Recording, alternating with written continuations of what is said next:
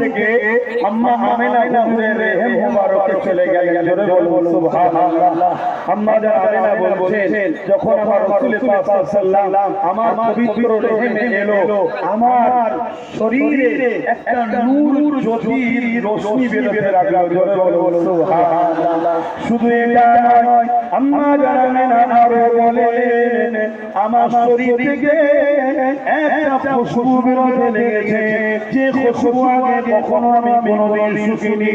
এই খুশবু যতদিন যায় আস্তে আস্তে আস্তে আস্তে বাড়তে লেগেছে। এ যুবকেরা, তরুণরা, বাপেরা, আমার নেতা, আপনাদের নেতা, শোনো জাহানের সুলতানকে আল্লাহ পাক কি নিয়ামত করেছেন শুনে রেখে যান। হযরত আম্মা জান আমিনা বলে, যতদিন এই খুশবুটা বাড়তে লেগেছে, ওই খুশবু ছড়াতে ছড়াতে ছড়াতে পুরো মক্কার অলিতে গলিতে ছড়িয়ে গেল। মানুষের মধ্যে একটা আলোচনা শুরু হয়ে গেল, আমিনা এ আপনার ভাই কোথা থেকে, আমিনা এ আপনার মাকে কোথা থেকে, কেননা এত মক্কার কোনো খুশবু নয়, মক্কায় পাওয়া যায় বলে আমাদের জানা নয়।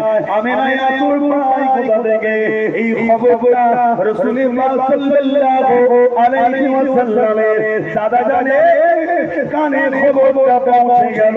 রাসূল পাকের দাদা জান নবী পাকের দাদি জানকে জিজ্ঞাসা করলে, এই যে সমাজের মুখে একটা আলোচনা উঠে লেগেছে, আমিনা এমন একটা পরমাকে এমন এক খুশবু ব্যবহার করে, যে খুশবুটা এই মক্কার জমিন তো দূরের কথা, শাম, সিরিয়া বিভিন্ন জায়গায় ব্যবসা করতে যায়, কোন জায়গাতে খুশবু পাওয়া যায় বলে কেউ জানে না। মাইক দেখতে পাচ্ছেন তো? হ্যাঁ হ্যাঁ, তো মাইক সমস্যা হয়ে গেছে দেখতে পাচ্ছি, কেন আমারও ভালো লাগছে, কিন্তু কিছু করার নেই, এরও কিছু করার নেই ভাই, এর কিছু করার নেই। এই এত জনসমুদ্রের রিজকান এরা হবে, আমরা কেটে আনন্দ বলুন আলহামদুলিল্লাহ।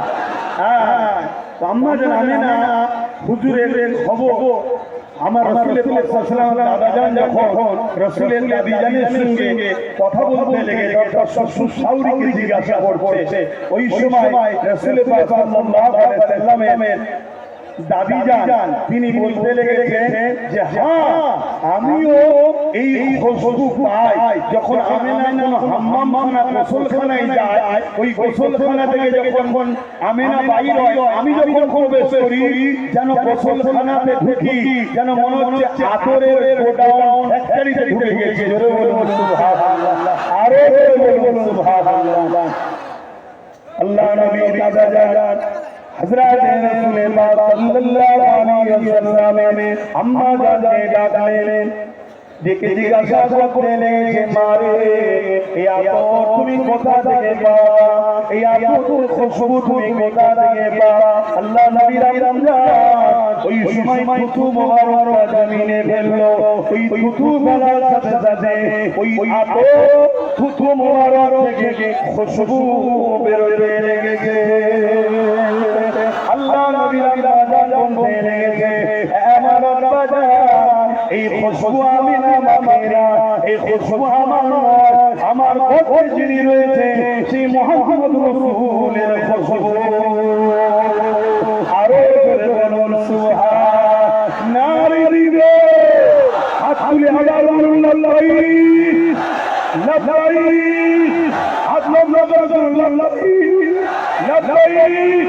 লাফাইক নারে দিবে। এই লাফাইক মানে কি? আমি হাজির আছি কার জন্য? ইয়া রাসূলুল্লাহ, আপনার জন্য। জোরে বলুন সুবহানাল্লাহ। তো ভাইরা আমার, এই কষ্ট করে আপনারা যে এই পরিশ্রম করছেন, এই ধৈর্য ধরছেন, এটা অত্যন্ত আনন্দ খুশির বিষয়। এখানে আপনাদের ঘরে একটা হাদিস আপনাদেরকে শোনাচ্ছি, যে কওলটা হযরত আব্বাস রাদিয়াল্লাহু তাআলা আনহু থেকে তিনি বলতে লেগেছেন যে আমরা আমার প্রতিবেশী এলাকার মানুষদের ঘরে নিয়ে এক জায়গায় করে আমার নবীর মিলাদের মাহফিল আলোচনা করছিলাম, আমার নবীর আগমন বিষয়ে আলোচনা করছিলাম।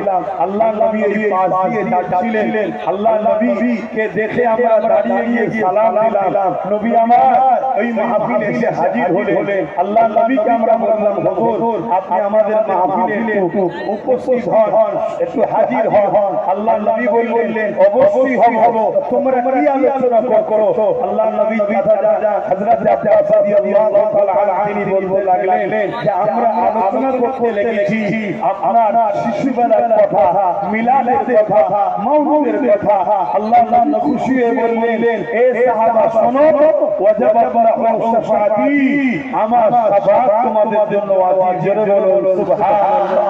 হযরত সাহাবী আব্বাস রাদিয়াল্লাহু তাআলা আনহু বলতে লাগলেন হুজুর এটা আমার জন্য, আমাদের জন্য না, যারাই মিলাদ করবে। আল্লাহ নবী বললেন কিয়ামত পর্যন্ত শুধু ঘটকগণ না, পৃথিবীর যে কোনো জায়গায় আমি রাসূল আমার শিশুবেলার আলোচনার মাহফিল হবে, প্রত্যেকটা মাহফিলে যারা আসবে তাদের জন্য আমি নবীর শাফাআত করব। জোরে বলুন সুবহানাল্লাহ। এবারে আপনাদের মাথায় থাকতে পারে যে আমাদের মধ্যে অনেকে আছে ক্যান্সার করার রাস্তায় চলছে, আরে ভুল রাস্তায় চলছে, কিন্তু হুজুরের ভালোবাসায় আল্লাহকে নামাজি মুত্তাকি আল্লাহ ওয়ালা করে হাজী বানিয়ে জান্নাতি বানাবার সুযোগ বানাতে পারে। হ্যাঁ না?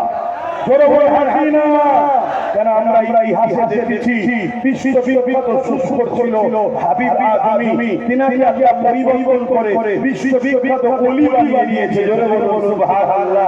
আমরা ইতিহাস করে দেখেছি হযরতে বিশাল হাফি এমন করে বিশাল হাফি সারা পান করত, একদিন পরিবর্তন আল্লাহ তাকে করিয়ে জগৎ বিখ্যাত ওলি করে তুলেছে। জোরে বলুন সুবহানাল্লাহ। তো ভাইরা আমার, আমি জানি আপনাদের অনেক কষ্ট হতো, তাই তো নাকি গো? হ্যাঁ, এই অবস্থায় কষ্ট হতো নাকি? তো যাই হোক, আপনাদের দেখে আমার নিজের মাইকের অবস্থা আমারও কথা বলতে কষ্ট হতো। কথা বুঝে আসছে যার আর হুজুরের মিলাদ আমরা এসেছি। আল্লাহ আমাদের এই আলোচনাকে, আমাদের এই মেহনতকে, আমাদের এই বসাকে, আমাদের এই মজলিসকে আল্লাহ কবুল করেন। সাজা হিসাবে দুনিয়া আখিরাতে আল্লাহ আমাদের শান্তি দেন। আল্লাহুম্মা আমিন। আসুন একটু হুজুরের ভালোবাসায় আদবের সাথে আমরা সালাম দেব।